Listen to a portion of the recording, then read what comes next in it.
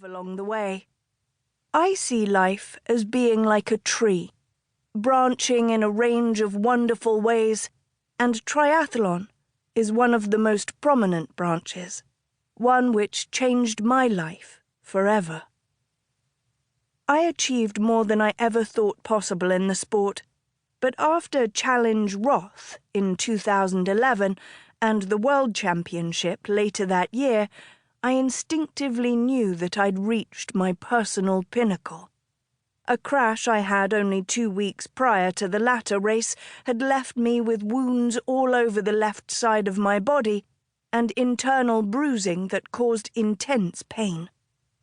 Yet it was the race I had always dreamed of, the one where I dug to the depths and battled with my valiant competitors to cross that finish line in first place, conquering fears, adversity, and self-doubt.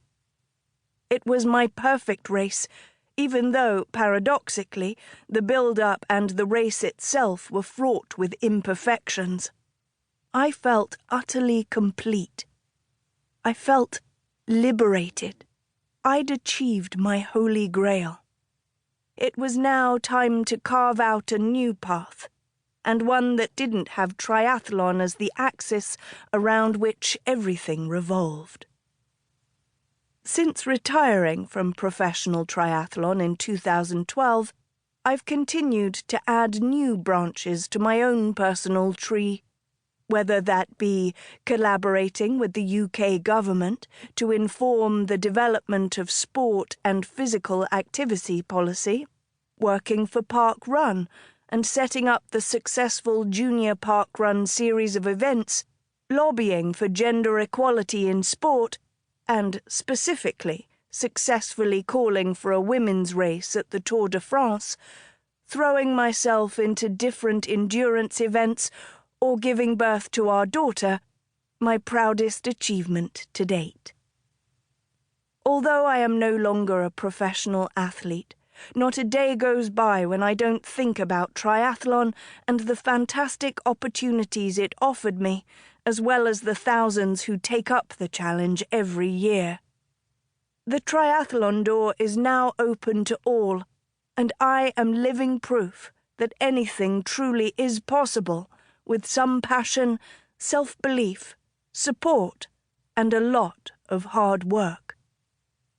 I want to seize the wonderful opportunity that I have to inspire and encourage others to take up the sport or push that bar a little bit higher. And it is to this quest that I now dedicate my life. In 2015, I headed out on my bike to the hills of Somerset, aka the Mendips. It was a glorious day, and I felt free, psychologically light, and at peace. I often find that this is when I am struck by my best ideas. I have written for 220 Triathlon since 2008. The prose has taken various forms, from ramblings about whatever tickles my fancy to answering readers' questions, and more recently as a mentor to novice triathlete Katie Campbell. It was during this ride that a bolt of inspiration hit. I had a collection of articles that aimed to inspire, enthuse, and inform readers about all things triathlon-related.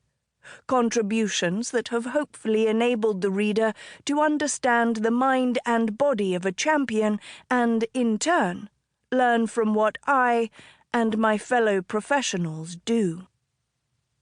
I have also had the privilege of delivering countless presentations and seminars on all manner of subjects related in some way to my triathlon journey.